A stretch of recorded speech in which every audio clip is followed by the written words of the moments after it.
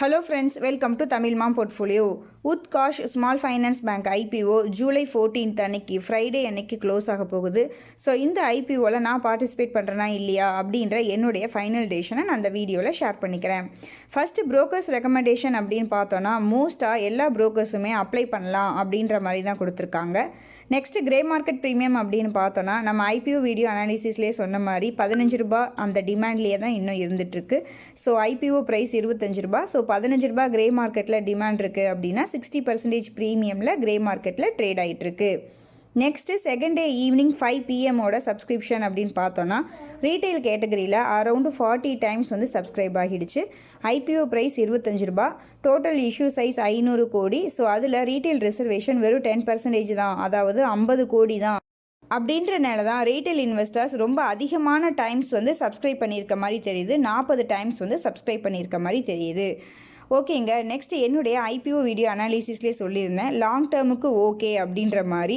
So இருந்தாலும் Bihar and உத்தரப்பிரதேசத்தில் பார்த்திங்கன்னா அதிகமான லோன்ஸ் கொடுத்துருக்காங்க. ஸோ அது ஒரு ரிஸ்க்காக கருதப்படுது. நெக்ஸ்ட்டு ஷார்ட் டேர்ம் அப்படின்னு பார்க்குறப்ப சப்ஸ்கிரிப்ஷன் ஸ்டேட்டஸ் ஓகேவாக இருக்குது. இப்போ வரைக்கும் ப்ரோக்கர்ஸ் ரெக்கமெண்டேஷன்ஸ் ஓகே. கிரே மார்க்கெட்லேயும் டிமாண்ட் இருக்குது, ஏன்னா வேல்யூஷன் ரொம்ப கம்மி தான் அப்படின்றனால.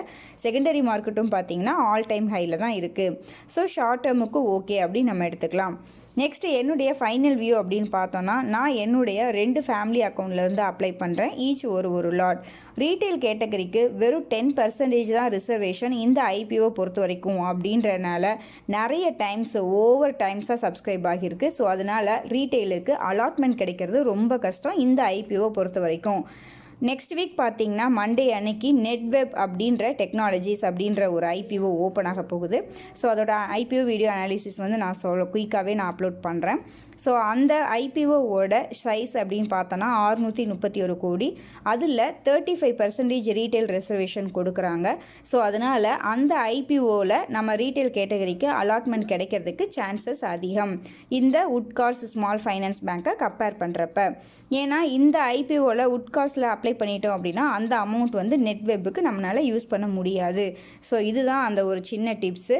சப்போஸ் ஒரு அக்கௌண்ட்டில் ஒரு ஐபிஓ மட்டும்தான் அப்ளை பண்ணுறதுக்கு அமௌண்ட் வச்சுருந்தோம் அப்படின்னா நாம் நெட்வெப்பை ப்ரிஃபர் பண்ணுறது நல்லது. ஸோ இதுதான் அந்த டிப்ஸு. இந்த ஐபிஓவோட வேல்யூஷன் கம்மியாக இருக்குது அப்படின்றனால ஷார்ட் டேர்ம் ப்ராஃபிட் கிடைக்கிறதுக்கு சான்சஸ் இருக்குது.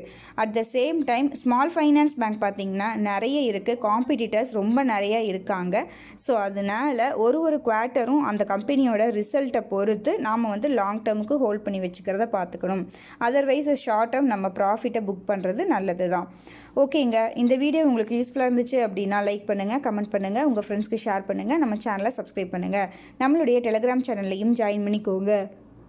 நீங்கள் டிமேட் அக்கௌண்ட் ஓப்பன் பண்ணணும் அப்படின்னா நம்ம சேனலோட வீடியோஸில் டிஸ்கிரிப்ஷன் பாக்ஸில் ஏஞ்சல் 1 and 0 லிங்க் இருக்கும். அந்த லிங்க்கை யூஸ் பண்ணி நீங்கள் டிமேட் அக்கௌண்ட் ஓப்பன் பண்ணிக்கோங்க. நன்றி, வணக்கம்.